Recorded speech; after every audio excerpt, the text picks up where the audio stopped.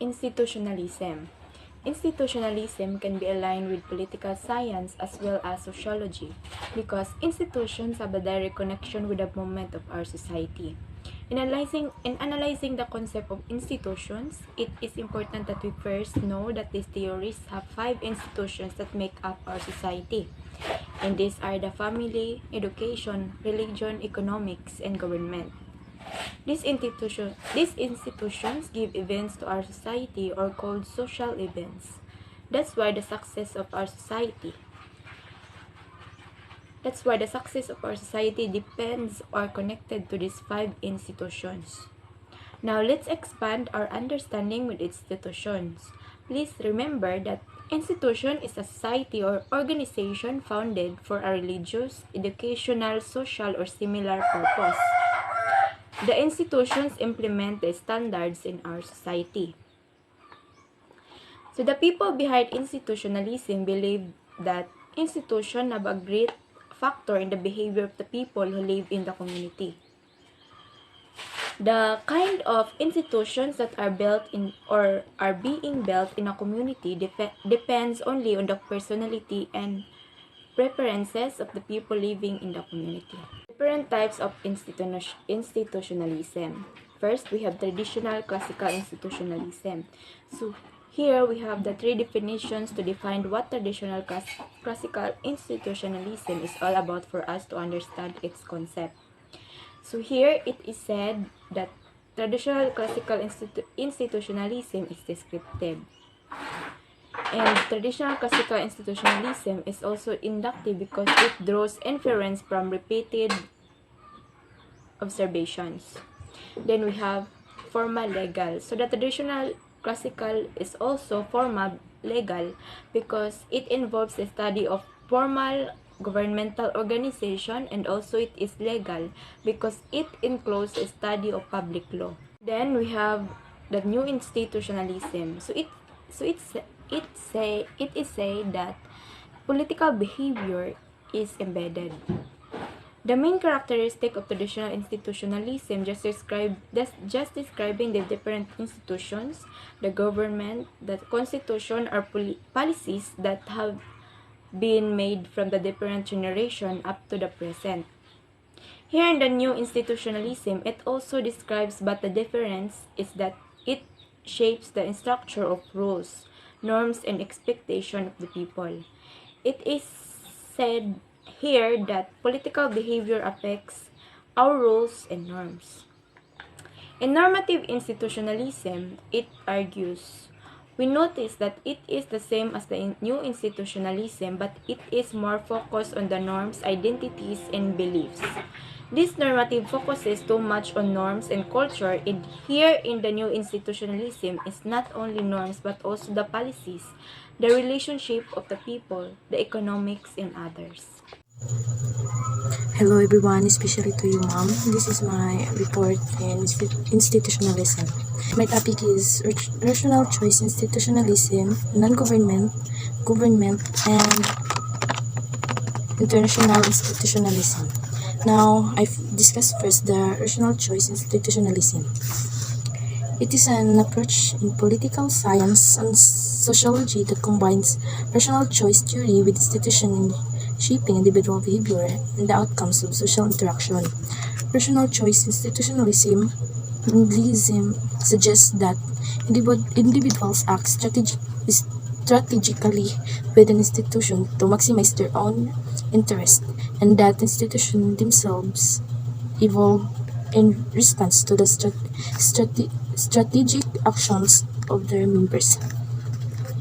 So, rational choice institutionalism is discarte sa mga political science sociology na naka-combine sa rational choice theory in institutional analysis. Diri pod mapakita nga ang pamatasan sa mga individual. This perspective highlights the importance of both individual agency and institutional constraints in shaping social and political outcomes. One of example of rational choice institutionalism can be seen in the field of economics. Second is Next is non-government institutionalism. It is a perspective in political science and sociology nga nag-focus sa role of non-state actors such as non-governmental organization or NGOs, business and international organization in shaping political and social outcomes.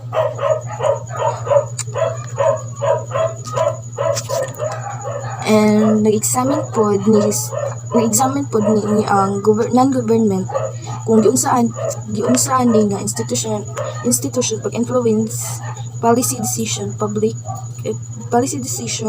public opinion, etc.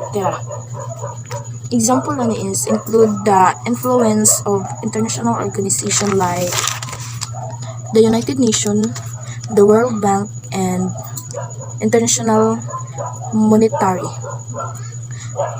Next is government. Government it refers to the set of rules, norms, and practices that are established and maintained by governmental institutions such as legislatures and etc. These institutions play a crucial and economic landscape of the country. It can include policies related to taxation, social welfare, environmental protection, and many other areas. Additionally, government institutionalism can be seen in the development of public policies and programs. And international institutionalism. It is a theoretical approach in international relations that emphasizes the role of international institutions and rules in shaping state behavior and global policies. International institutions are not just passive reflections of state interest, but active agents that shape state behavior and influence the outcome of global politics. Also, it recognizes the importance of informal institutions such as customs and norms in shaping state behavior. Also, it sees international institutions and rules as key of factors in promoting peace, security, and prosperity in the global system. Example of international institutionalism is established of the United Nations or UN after World War II. Good morning, ma'am. Good morning, classmate. This is my report. This is security, sociological, historical, at dependence. Seguridad, ito ay ang pagpoprotekta sa mga tao o lipunan na laban sa hindi kanais-nais na gawain para maiwasan ng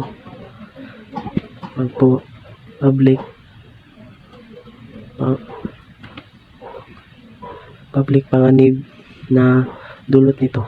Binibigyan ng proteksyon ang lipunan o institution. Halimbawa, pagkakaroon ng pulisya sa bansa para maprotektahan ang karapatan at kaligtasan ng mga mamamayan laban sa krimen. Ang ritual ay kapayapaan. Yan ay ang security,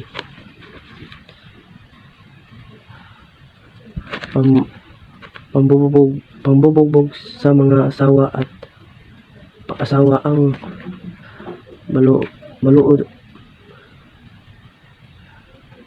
malaod kay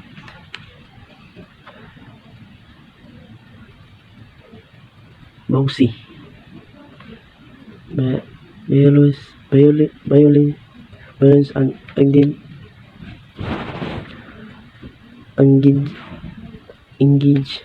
women and children.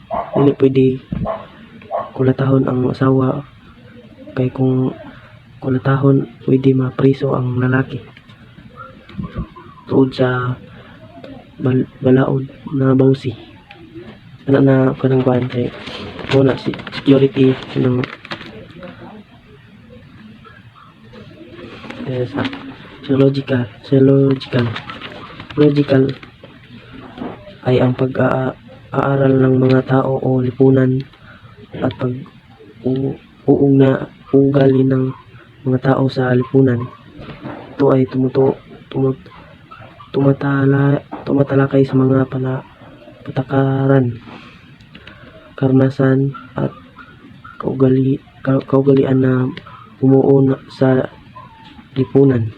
Halimbawa, gender inequality.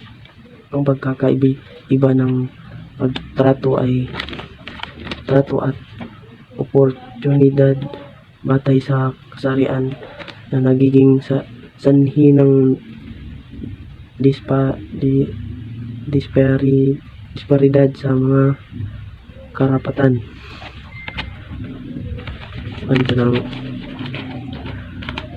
Kung bayot ka, dili ka nila dawaton, mahimong driver sa bako. Kay pag tuon nila dili kaya sa usa ka bayot ang pag drive sa bako, tungod ani resulta siya nga dili pantay ang oportunidad sa lipunan o pagtrato sa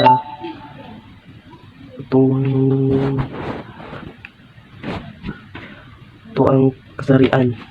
Ano siya ang zoological, historical. Ito ay nauukol kaugnay sa kasaysayan o nakaraan. Halimbawa, Pat Dependence. Nagpapakita ito ng kung paano ang mga desisyon o pangyayari sa nakaraan o maaring magdulot ng pahalaga epekto sa hinaharap. Ang nakaraan desisyon ay maaring magdulot ng limitasyon o pagkakaiba sa mga opsyon sa hinaharap. Halimbawa, sa una, ang gamit inig mag-ani sa humay kay maggarab para karon naanay truck harvester na mao'y gamiton ani sa mga humay nang nagka-improve ganyang kuan para sa una nga kanang ang tao kay kailangan pa mo garab para makuan dayon ang kaning humay.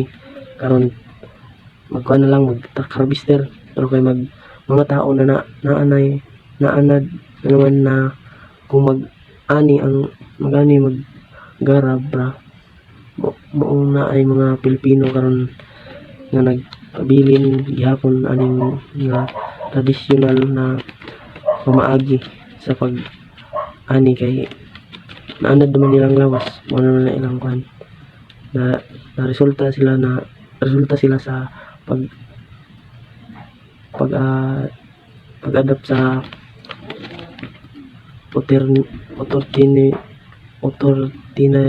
otortinibong teknolohiya. Ito ang Art Dependent. Salamat, ma'am.